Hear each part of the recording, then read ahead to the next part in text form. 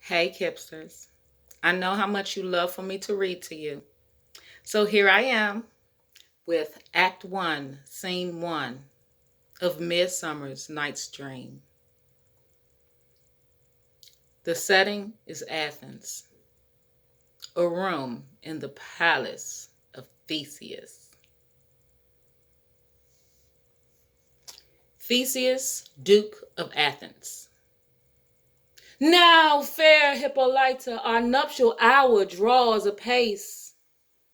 4 happy days bring in another moon, but oh, methinks how slow this old moon wanes. She lingers my desires like to a stepdame or a dowager, long withering out a young man's revenue. Hippolyta. 4 days will quickly steep themselves in night. 4 nights will quickly dream away the time. And then the moon, like to a silver bow, new bent in heaven, shall behold the night of our solemnities. Theseus, Duke of Athens.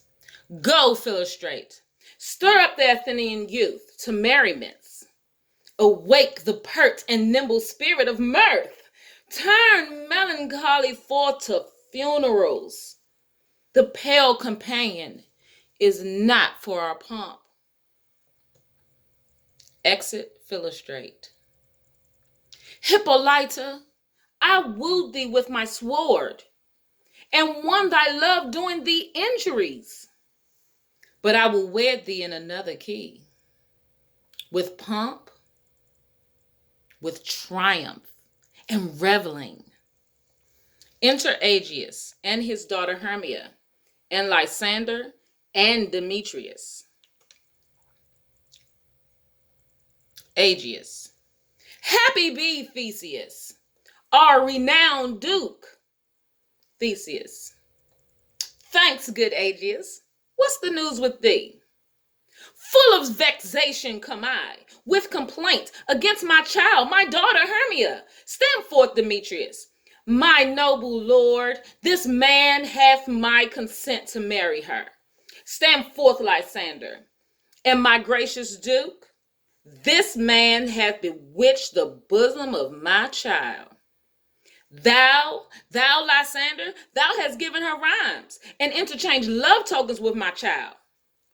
Thou hast by moonlight at her window sung, with feigning voice verses of feigning love, and stolen the impression of her fantasy. With bracelets of thy hair, rings, gauds, conceits, necks, trifles, nosegays, sweetmeats, messengers of strong prevailment in unhardened youth. With cunning hast thou filched my daughter's heart,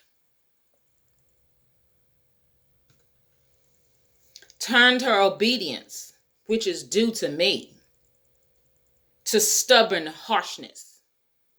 And, my gracious Duke, be it so, she will not hear before your grace consent to marry with Demetrius.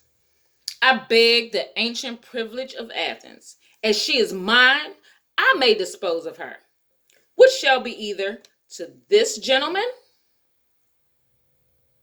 or to her death, according to our law, immediately provided in that case.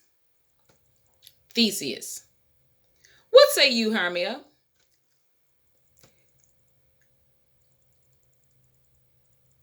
Be advised, fair maid. To you, your father should be as a god, one that composed your beauties, yea, and one to whom you are but a form of in wax. By him imprinted and within his power to leave the figure or disfigure it. Demetrius is a worthy gentleman. Hermia. So is Lysander. Theseus. In himself he is, but in this kind, wanting your father's voice, the other must be held worthier. Hermia. I would my father looked, but with my eyes. Theseus. Rather your eyes must with his judgment look. Hermia, I do entreat your grace to pardon me. I know not by what power I am made bold, nor how it may concern my modesty. In such a presence here to plead my thoughts, but I beseech your grace that I may know the worst that may befall me in this case, if I refuse to wed Demetrius. Theseus, either to die the death or to abjure forever the society of men. Therefore, fair Hermia, question your desires. Know of your youth. Examine well your blood. Whether, if you yield not to your father's choice, you can endure the livery of a nun. For I, to be in shady cloister mewed, to live a barren sister all your life, chaunting